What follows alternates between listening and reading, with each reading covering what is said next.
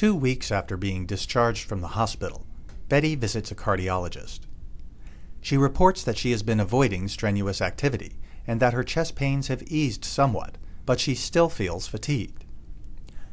When questioned about her medications, Betty notes that she has taken her pills regularly, using a weekly pill reminder, since her primary care physician diagnosed her with hypertension and dyslipidemia several years ago. Betty's blood pressure has been lowered but remains high. Her blood pressure was 144 over 98 millimeters of mercury when she was hospitalized, and is now 139 over 90 millimeters of mercury. A stress test shows a low ejection fraction, but no evidence of ischemia.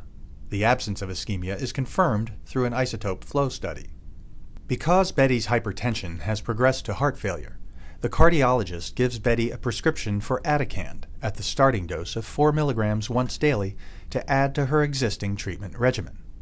The cardiologist tells Betty she will need to see the nurse in the cardiology clinic for short visits every 2 weeks for the next 6 weeks, until the dose of her new medication is titrated to the optimal level.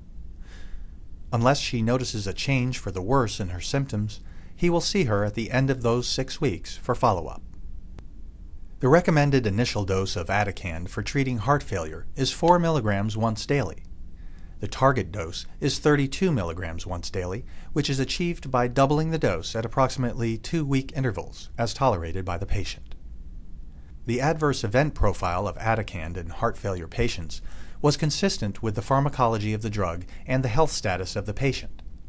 In the CHARM program, comparing Atacand in total daily doses up to 32 milligrams once daily, N equals 3,803, with placebo, N equals 3,796, 21% of patients discontinued Atacand for adverse events versus 16.1% of placebo patients.